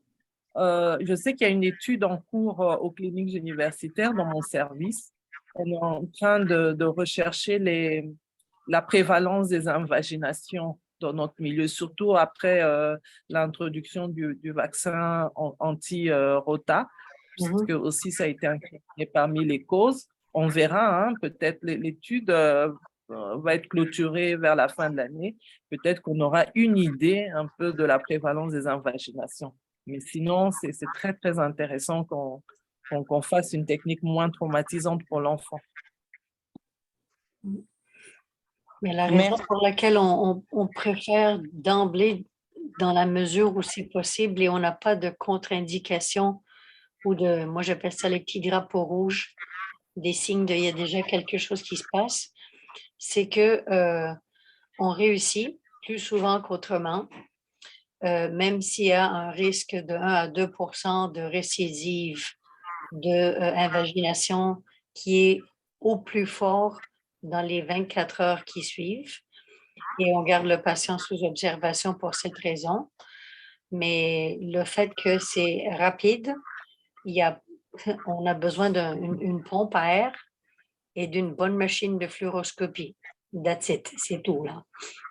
Et on a été capable d'éviter une chirurgie au patient avec tout ce que ça entraîne. Chirurgien, anesthésie, durée plus long à l'hôpital, risque d'adhérence, risque de fistule, etc.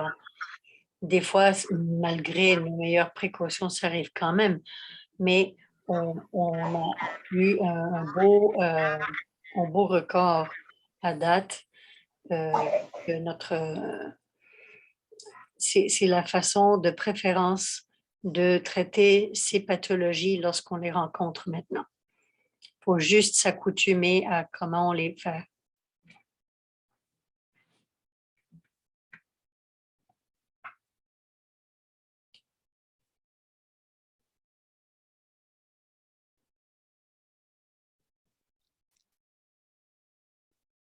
J'avais aussi un commentaire à faire. Je pense que tout passe aussi par le training, comme on dit, par l'enseignement. Je pense que ces techniques des invaginations doivent être enseignées déjà dans la résidence, pendant l'assistanat, la première ou la deuxième année. Ça doit déjà être enseigné parce que c'est difficile quand on est déjà spécialiste, qu'on n'a jamais appliqué et vous retrouvez en ville avec des patients, entre guillemets, de luxe pour tenter une technique que vous n'avez pas maîtrisée sous la supervision d'une autre personne. Je pense que la clé serait d'enseigner ça déjà très tôt dans la formation. Comme ça, les jeunes peuvent appliquer ça pendant qu'ils sont sous la supervision, gagner en confiance et puis ça pourra être répercuté dans leur pratique journalière. Je suis d'accord. Professeur, vous avez une question dans le public. C'est Tinaz. Elle dit ceci. Merci, professeur, pour l'exposé. Quelles sont les astuces que vous nous conseillerez pour visualiser aisément le pylore? Ah, bonne question. De un, on commence en position couchée pour voir si on est capable de voir. S'il y a un petit peu trop de gaz, on peut passer plus en amont, près du xiphoïde, et utiliser une fenêtre transhépatique pour voir en pointant vers la région lombaire si on arrive à apercevoir le pylore. Si ça ne marche pas, on peut donner un petit peu de liquide clair, de l'eau stérile, de l'eau sucrée, quelque chose comme ça. Et mettre le bébé en position décubitus latéral droit. Et là encore, passer en épigastrique en transverse pour voir si on aperçoit maintenant le pylore. Ça va résoudre le problème si on a affaire à un pylore qui est derrière l'antre ou caché à l'occasion par des anses intestinales de type côlon transverse. Avec cette technique-là, c'est rare que je n'arrive pas à visualiser le pylore.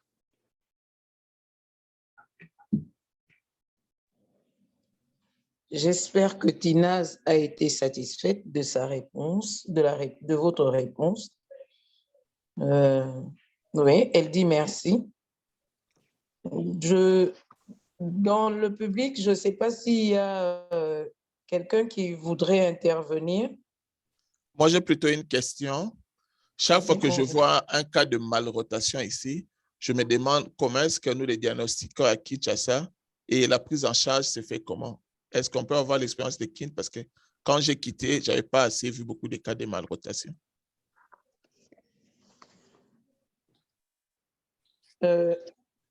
Moi, je peux donner l'expérience de ma pédiatrie. Oui, on a du temps où j'ai passé ici, j'en ai déjà eu 2 ou 3.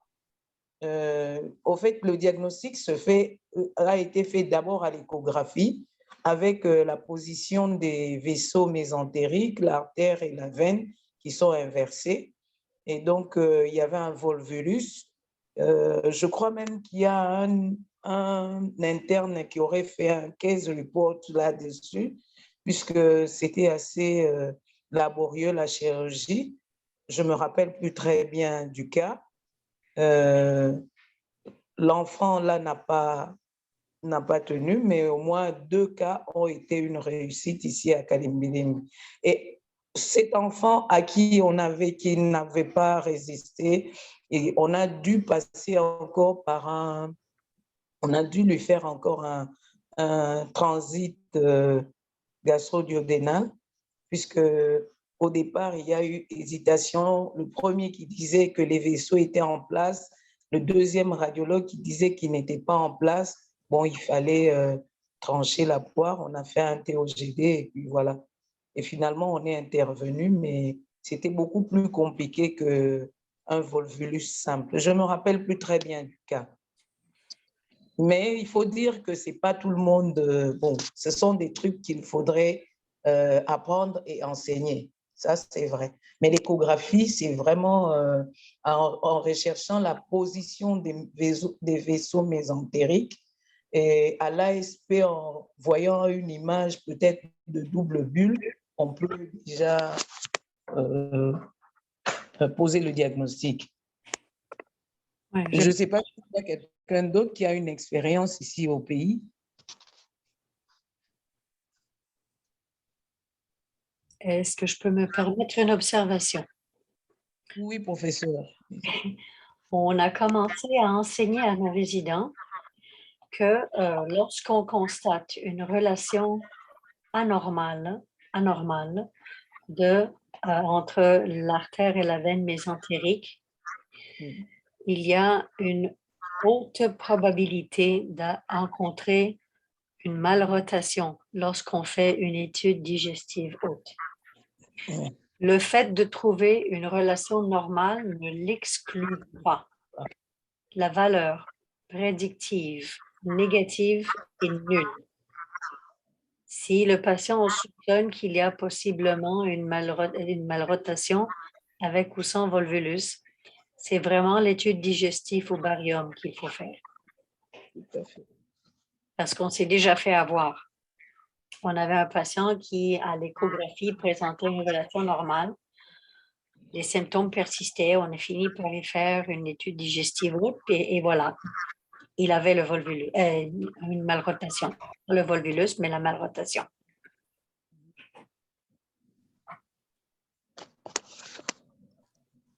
J'avais également un commentaire à faire, juste pour enchérir avec ce que Dr Carmen Caput avait dit, aux assistants qui nous suivent. Comme vous avez pu remarquer, surtout dans la période néonatale, il n'y a presque pas de place pour les scanners dans les pathologies intestinales, presque pas. L'échographie et le lavement et transit barité gardent leur place, mais beaucoup plus noble que le scanner. Donc, il ne faut jamais penser, parce que ça, c'est l'instinct radiologique de manière générale. On pense que le transit barité, le lavement barité causerait beaucoup plus serait dépassé et qu'on doit directement sauter à l'échographie ou bien au scanner. Et je pense que la présentation de Lucia est très claire. Pendant la période néonatale, surtout pour les pathologies intestinales, que ce soit obstructives ou les autres pathologies qu'on a énumérées, il y a une bonne place qui est gardée par l'échographie et par les examens conventionnels comme on l'a vu pendant cet exposé. Donc, il est maintenant temps que dans notre milieu, nous puissions faire des études, comme on va le faire avec Dr Kouzoma, par exemple, dans les syndromes de maltraitance, pour voir est-ce qu'on a les mêmes prévalences ici.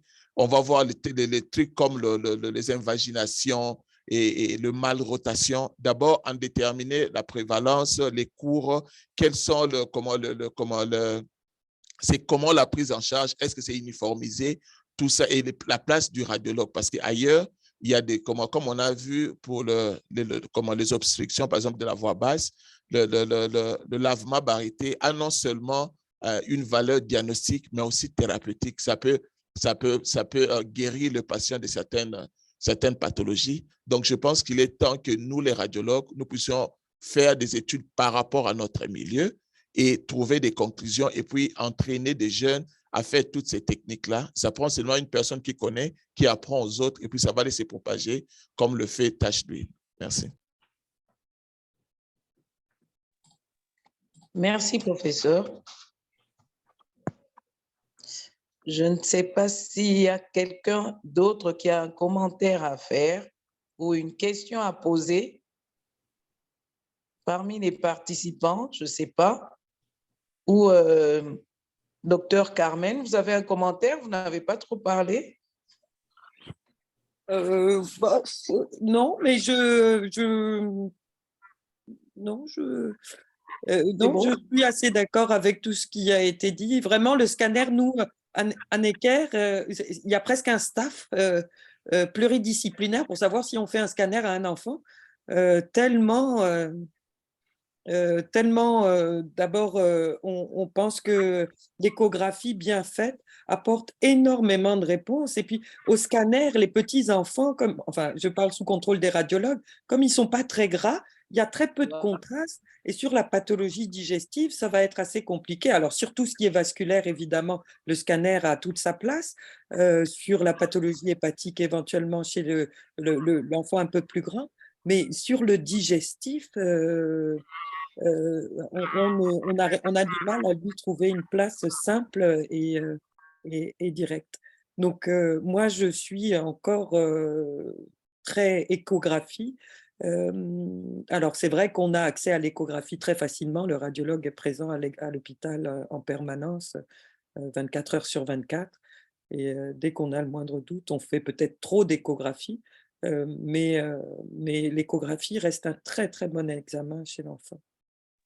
Et puis, il y a un autre piège, c'est lorsque le premier examen d'appendicite ou dans un contexte clinique où on suspecte l'appendicite, le premier examen échographique est négatif ou bien équivoque et on veut passer à l'étape supérieure. Il y avait une étude méta-analyse qui a été faite à Toronto où on a comparé l'échographie en deuxième intention, le scanner après l'échographie équivoque, et puis on a comparé l'IRM comme en deuxième intention et les trois modalités avaient la même valeur en termes de détection de l'appendicite ou non. Donc, il ne faut pas tomber dans ce piège-là. Si on fait l'échographie et on ne trouve pas la réponse, qu'on saute directement au scanner chez l'enfant, on peut répéter l'échographie, soit par une personne beaucoup plus expérimentée ou dans l'autre setting et avoir une réponse claire. Et je me souviens, s'il y a un centre où on a beaucoup plus de malades, ça serait Sickkids à Toronto, au Canada. Les jours, on faisait moins de scanners chez l'enfant. Pour une population, je ne sais pas de combien de millions là-bas. Donc, pour dire que le scanner chez l'enfant, on doit vraiment garder ça au cas limité où on n'a pas d'autres réponses. Par moment, c'est facile de sauter de l'échographie à l'IRM que de l'échographie au scanner. Donc, il faut vraiment avoir un seuil très élevé pour passer au scanner chez l'enfant. Oui, professeur Lucia, j'allais dire, vous nous avez parlé des douleurs abdominales avec toutes les pathologies, mais pour les étudiants, j'aimerais que vous nous disiez, qu'on leur dise quand même que chez un enfant, les douleurs abdominales traduisent pas seulement un problème digestif. Un enfant qui a une pneumopathie, ça peut être révélé à partir d'une douleur, une pneumopathie basale. Il vous dit qu'il a mal au ventre, mais il a des douleurs abdominales, mais au fait, c'est une pneumopathie basale. Donc, du coup, ce qui fait que l'examen clinique doit être aussi bien fait et bien conduit, quoi. En lieu et place de faire simplement une échographie, ça rajouterait une radiographie du thorax, par exemple. Effectivement, nous avons à notre centre comme protocole pour ce qui en est douleur abdominale. Je ne dis pas pour constipation ou pour lithiase urinaire, mais bien pour nouvelle présentation de douleur abdominale. La série abdominale conclut toujours avec un radio de poumon debout, si le patient le permet, justement parce que ça nous permet de détecter même les plus faibles quantités de pneumopéritoine. Le cliché le plus sensible, c'est la radio de poumon faite en position debout. Et l'autre raison, c'est qu'effectivement, ça nous permet d'éliminer la possibilité d'une douleur référée parce que le diaphragme, il est innervé par le nerf vague, mais le nerf vague, il est vague parce qu'il énerve beaucoup de choses. Alors, lorsqu'il est irrité, le diaphragme, ça va manifester comme douleur, mais ça ne nous dit pas de où. Alors, il faut être prêt pour vérifier des deux côtés du diaphragme que ce n'est pas une pneumonie ou une emphysème ou quelque chose à la base qui manifeste comme douleur abdominale. Et on a eu aussi l'inverse, douleur thoracique, et finalement, le patient s'était ramassé avec une pancréatite. Alors oui, il faut vraiment être toujours garder derrière la tête la possibilité d'une douleur qui est référée, surtout si on a cherché dans la place habituelle et on n'a rien trouvé. Absolument. Merci. Oui, et le petit commentaire que je voulais ajouter, Oui. disons, répéter que la clinique, lorsqu'on est attentif, on a souvent des signes qui orientent vers un secteur soit pulmonaire, soit digestif. Généralement, on a des petits signes d'accompagnement, hein, même si parfois ça manque, mais il faut vraiment être attentif et à la symptomatologie, mais surtout à l'examen clinique. Et moi, j'avais un petit commentaire sur l'adénite mésentérique. Hein. Je suis tout à fait d'accord avec ce que le professeur Lucia a dit quant à la multiplicité des critères diagnostiques qui ont été proposés. Et dans notre milieu, c'est très fréquent l'adénite mésentérique. Certes, ça peut être lié à des infections virales, mais on a beaucoup de cas de tuberculose également. Et généralement, quand c'est lié à la TB, c'est quand même des grosses adénopathies en général qui mesurent plus de 2 cm de diamètre. Et on commence à avoir de plus en plus des cas de lymphomes et qui se manifestent, qui peuvent se manifester d'abord par des adénopathies au niveau mésentérique et après, quand on voit ça, on fait la radiothorax et on trouve aussi des grosses adénopathies, alors qu'en périphérie, les adénopathies apparaissent plus tardivement, au lieu de commencer par là, comme ce qui est décrit dans la littérature. Effectivement. Des fois, qu'est-ce qui peut aider aussi, c'est que l'apparence, lorsque les ganglions sont pas juste réactionnels, mais ils sont impliqués par quelque chose d'un petit peu plus néfaste, type tuberculose, scrofule, lymphome, etc. C'est que la première chose, ce ne sera pas des ganglions en forme d'amande, mais plutôt en forme de boule. Ils grossissent. La deuxième trouvaille, c'est qu'on risque de trouver une perte de l'hyperéchogénicité centrale au niveau de l'île du ganglion. Vous savez, c'est supposé être un petit peu comme un rein, un petit peu plus foncé en périphérie, un peu plus clair dans le centre. Ça va disparaître. Voire peut-être même présence de petites calcifications. Ça, ce n'est pas de l'adénite mésentérique. Ce ne sont pas des ganglions réactionnels, c'est autre chose. Et finalement, si on trouve des ganglions dont l'aspect central semble plutôt liquéfié, hypoéchogène, anéchogène, ça peut être des ganglions nécrosants ou suppuratifs. Donc, l'apparence, ça devrait guider. Ce n'est pas juste les dimensions.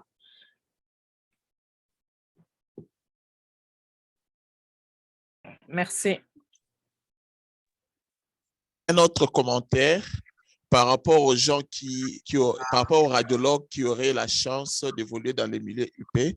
Par moment, quand on est la nuit, on demande d'exclure l'hypertrophie de pylore. On fait juste un examen centré sur le pylore. Mais faites attention, il y a un piège à ce niveau-là. Vous ne devez jamais conclure l'examen sans prouver une bonne relation des artères mésentériques supérieures et de la veine mésentérique supérieure. Pourquoi? Parce que généralement, sur le plan clinique, la question qu'on pose aux parents, c'est de caractériser le vomissement. est-ce c'est bileux ou non bileux, vous avez affaire à un parent qui peut ou ne pas être du domaine médical. Donc, l'examen ne doit pas, comment la réponse du parent ne doit pas être pris comme une parole d'évangile. Donc, il faut, après avoir exclu l'hypertrophie des pylores, c'est-à-dire que vous avez la chaîne pylorique qui mesure moins que les dimensions que le prof Lucia a données, et vous avez un passage de contenu gastrique vers les duodénum, mais en plus, jeter un coup d'œil. Pourquoi? Parce que dans les deux cas des sténoses d'obstruction supérieure, on peut avoir le type de vomissement, et en trouvant une relation normale entre SM et SMV, comme le prof Lucia l'a dit, ça n'exclut pas totalement une malrotation, mais du moins, on diminue quand même tant soit peu la probabilité d'en avoir, comparé à si on avait une relation anormale de la veine mésentérique supérieure et de la terre mésentérique supérieure. Et là, maintenant, je vais retourner au prof Lucia pour poser la question par rapport à une chaîne pylorique qui aurait des mesures anormales, mais on voit quand même une petite quantité de contenu gastrique qui passe. Comment vous gérez ça en termes de repos? Est-ce que vous appelez ça définitivement hypertrophie des pylores, ou bien vous nuancez quand même votre réponse? Je vous dirais que c'est en forme de palier. Palier 1, c'est très évident que les gens outrepassent ce que ça devrait. Alors, on fait le diagnostic, c'est scellé. Lorsque c'est questionnable, les dimensions sont limites, c'est pas trop sûr, on a vu un petit peu de contenu gastrique. Qu'est-ce que finalement je suggère, je dis dans le rapport et je le mentionne, en ce moment, les critères pour hypertrophie du pylore ne sont pas satisfaits. Cependant, un contrôle rapproché serait à faire si les symptômes persistent. Parce qu'à l'intérieur d'une semaine, ça peut finir de convertir. Et là, qu'est-ce qui était limite ne sera plus limite. Ça sera vraiment manifesté. Alors, en cas de doute, je préfère de suggérer un contrôle. Et si c'est visiblement normal, ben, je dis que c'est normal. La zone grise, je me permets de faire un suivi rapproché. Deuxième question, est-ce que pour la malrotation, vous faites toujours écho plus upper GI, ou bien vous sautez directement au transit barité dans votre centre? Pour les malrotations, si c'est vraiment la question clinique, on laisse faire. On laisse faire l'échographie. À cause que on sait que le fait de trouver une relation normale n'exclut pas une malrotation. Le seul test qui permet de l'exclure de façon définitive, c'est fini, on pense à autre chose, c'est l'examen digestif haut. Celui avec le variant, je m'excuse. Oui, là, je peux faire un commentaire sur le versant chirurgical. Nous, ce qu'on fait, c'est que pour la diagnostic de volvulus, si l'enfant arrive vomissement vert en haut, sang en bas, il a 3 jours de vie, etc. Le radiologue, c'est le radiologue qui décide de la modalité. S'il est très à l'aise avec l'échographie et qu'il nous montre, la seule image qu'il doit nous montrer, c'est le Whirlpool sign. S'il nous la montre très clairement, on s'arrête là et on passe l'enfant au bloc. Si en revanche, il ne voit pas de Whirlpool sign, que l'enfant, malgré tout, a un diagnostic clinique très évocateur, on ira de toute façon au TOGD. Donc ça, c'est en phase aiguë. Et ensuite, pour toutes les malpositions mésentériques qui ne sont pas volvulées, je pense à tous les enfants, la majorité, enfin une grande partie des enfants avec cardiopathie, cortège malformatif associé, on ne fera pas d'échographie pour rechercher, pour faire le bilan de la malposition mésentérique, mais on fera un TOGD, comment vous appelez ça, un upper GI. Oui, une étude au barium haute, oui. Une étude au barium haute, voilà. Et j'avais également un complément. Je ne sais pas si Lucia l'avait ramassé. Je m'étais déplacé à un certain moment. Quand vous faites l'examen aux assistants, quand vous faites le transit barité, et que vous trouvez que votre jonction duodéno-jejunale n'est pas à gauche, ou vous avez les signes de malrotation, vous ne devez pas stopper votre examen à ce niveau-là. Il faut continuer l'examen pour voir la position de ces cômes avec on peut continuer l'examen de barité pour voir si votre appendix et les sécomes se trouvent à droite. Si vous avez les sécomes à gauche, c'est une non-rotation qui est une variante de la normale. Et généralement, ces enfants-là ne font presque pas de volvulus. Mais alors que si vous avez, j'ai un cas ici, mais je n'ai pas eu le temps de masquer les données de l'enfant, qui avait en 2007 montré les signes de tire-bouchon, comme on a vu ici, avec la jonction duodéno-jejunale qui était à droite de la colonne et son jonction ilio-sécale, c'était à gauche. L'enfant n'a pas été opéré. Et moi, quand je suis arrivé ici, l'enfant a développé la maladie de Crohn. Comme on sait, ça envahit beaucoup plus la portion iléale. Et quand je fais l'IRM, j'ai trouvé que la maladie était au niveau de la fosse iliaque gauche. Alors là, il y avait deux options. Soit c'était une non-rotation qu'on n'avait pas opéré en 2007 et que la maladie se manifeste à gauche comme se manifesterait l'appendicite, ou alors on avait fait la procédure de l'AD après une malrotation où on a mis les gros intestins à gauche et ce que moi je voyais, c'était le status post-opératoire. Donc, j'ai dû communiquer avec le gastro-entérologue qui suivait le patient, qui m'a dit que l'enfant n'a jamais été opéré. Donc, on est en face d'une non-rotation qui est une variante de la normale et la maladie est venue se greffer sur une variante de la normale. Merci. Mais juste dans ce cas-là, vous êtes d'accord qu'il n'y aura pas d'angle de traite, hein? Il n'y aura pas quoi? Il ne peut pas y en avoir. Oui. On est d'accord. Donc, il n'y a pas, la jonction duodéno-jejunale est à droite du rachis. Dans une non-rotation, dans une disposition qu'on dit en mésentère commun complet chez nous, l'intestin est ouvert comme un livre. Le grêle à droite, le côlon à gauche. Oui. Oui. Et le TOGD montre très bien la descente directe. Il y a toujours, enfin pas toujours, mais on revoit assez régulièrement un petit bec du D3, D4, mais qui reste à droite du rachis, et donc il n'y a pas d'inquiétude à avoir. Mais quand cette affaire passe à gauche et que le sécom est à gauche, il y a un problème. Ouais. Oh, je crois avoir trouvé le cas. Un instant.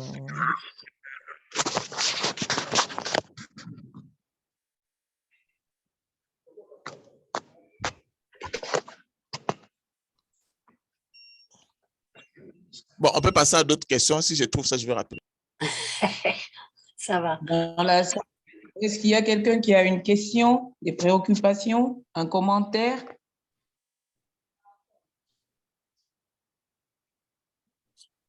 Moi, j'avais une petite question sur les uropathies. Oui.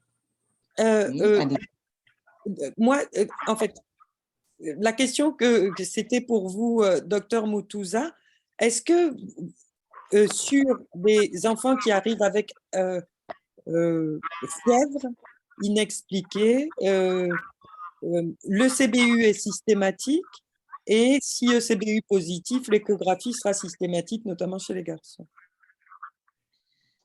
Les enfants, ici à Kalimbele, tout enfant qui arrive avec fièvre,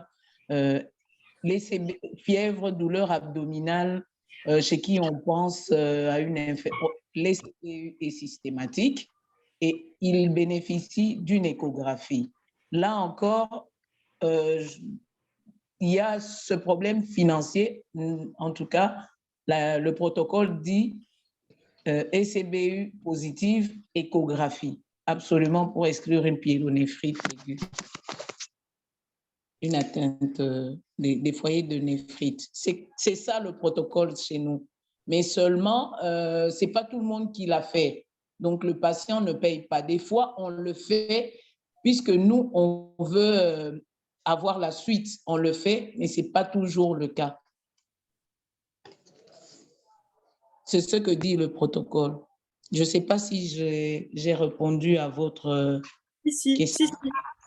Si, complètement. Parce que, si vous voulez, nous, dans mon exercice, à moi, dans un service de chirurgie pédiatrique classique parisien, 60 à 70% des prises en charge chirurgicales sont des prises en charge urologiques. Nous, en France, on n'est pas séparés, comme les pays anglo-saxons, je crois aussi le Canada, entre l'urologie d'un côté et le viscéral général de l'autre. Donc, on est tous urologues et viscéraux dans les mêmes services et on partage le même service. Et on partage le bloc opératoire aussi. Et la part d'urologie au bloc opératoire correspond à peu près à 60%. Et cette part urologique correspond à toutes les uropathies diagnostiquées soit en anténatal et suivies après et prises en charge après, soit diagnostiquées à l'occasion d'épisodes de fièvre chez les petits-enfants et principalement les garçons. Et donc, je me posais la question de savoir dans quelle mesure ces uropathies, quel est le volume que ça représente en termes de diagnostic dans un service de pédiatrie ou de chirurgie. Dans un service de pédiatrie, chez moi et chez nous ici, c'est plutôt le digestif qui prend la première place et les uropathies, ça vient après. Puisque généralement, les uropathies sont plus transférées aux cliniques universitaires. Oui, hein, mais même si vous les transférez chez nous, mais le constat est presque le même qu'à Kalembelembe, hein, le digestif prend un peu plus de proportions que les uropathies, hein. C'est vrai que maintenant, comme on est avec la mise en place aussi d'un service de dialyse pédiatrique, et puis comme on a des chirurgiens pédiatriques qui opèrent les uropathies, au fait, on reçoit un peu des cas venant de partout, de toute la ville, mais malgré ça, la proportion des chirurgies digestives passe au-dessus des chirurgies uropathiques. Vous pensez qu'il y a un sous-diagnostic ou que c'est moins fréquent, juste dans vos... Moi, je pense plutôt que c'est un sous-diagnostic, puisque je crois que c'est aux patients. Est-ce que les patients consultent? Je ne sais pas. Est-ce qu'on est-ce qu'on comprend? Je ne sais pas. Je crois que c'est plutôt un sous-diagnostic. Je crois. Oui, ben, tout à fait. Hein. Quand on voit d'ailleurs ces patients qui viennent avec des problèmes uropathiques, que ce soit non chirurgical ou carrément chirurgical, on voit qu'ils viennent au stade avancé. Hein. Je pense sincèrement que c'est plutôt un sous-diagnostic, mais là, il faut faire une bonne évaluation à travers une étude pour affirmer complètement ce constat. Oui, il faut dire aussi que, par exemple, les uropathies malformatives, le diagnostic anténatal n'est pas fait nécessairement chez tout le monde, puisque les échographies fœtales ne sont pas systématiques ici chez nous. Ça, c'est aussi quelque chose.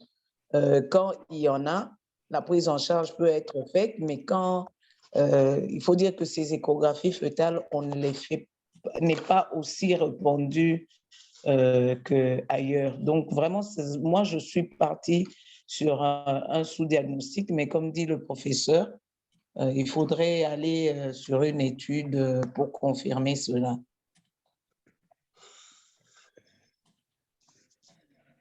Il y a une question, professeur Lucia. Oui. Bonsoir. Est-ce que c'est TZ qui pose la question? Chibouid Zang qui pose la question. Bonsoir. Est-ce qu'on peut coupler l'écho fœtal et le karyotype face au syndrome polymalformatif? On doit les coupler. Faire un sans l'autre, c'est seulement chercher la moitié de la réponse. Qu'est-ce qui est conseillable à faire et qu'est-ce que est dans notre routine ici?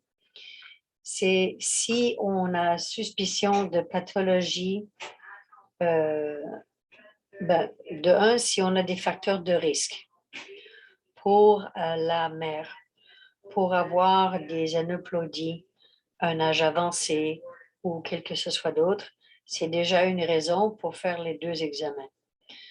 Après ça, patiente sans vraiment de risque, mais lorsqu'on fait l'échographie anténatale, on se rend compte que quelque chose ne va pas et c'est pas juste une chose, c'est plusieurs choses.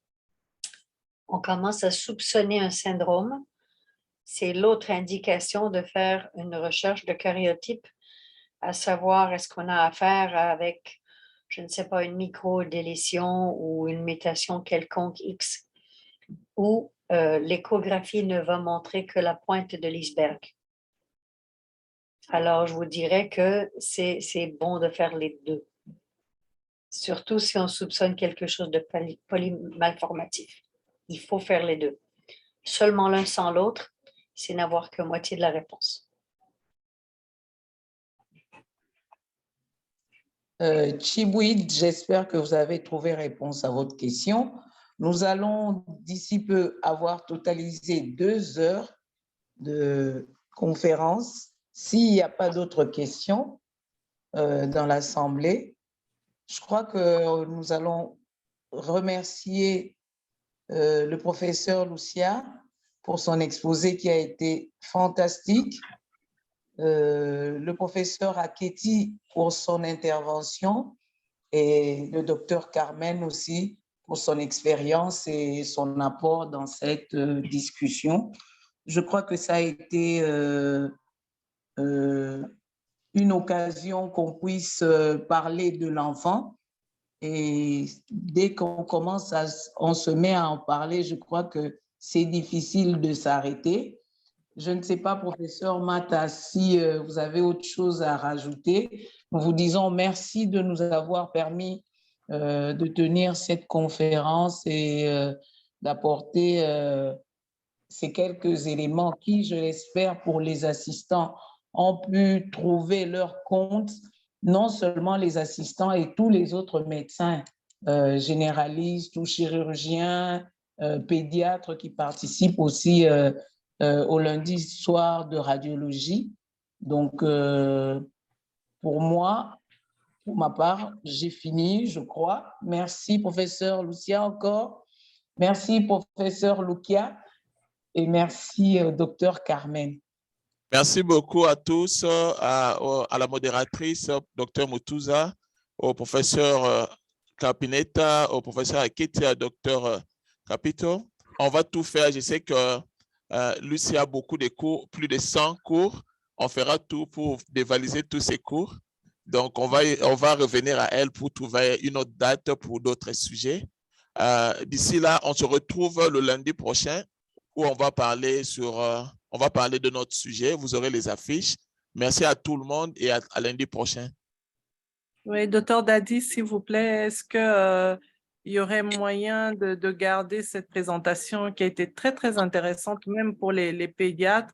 Moi, j'aurais voulu qu'on puisse rediffuser ça au département chez nous en pédiatrie. Oui, donc, je crois avoir eu la permission de Lucia de l'enregistrer. Bon, pas celle-ci, mais à l'autre présentation. Donc, on va enregistrer cela. On pourra vous envoyer les liens YouTube de ceci pour que vous puissiez rediffuser ça. Merci beaucoup. Merci beaucoup. Pas de problème. Le plaisir était le mien. À la prochaine. À la prochaine. Merci. Merci, au revoir. Merci.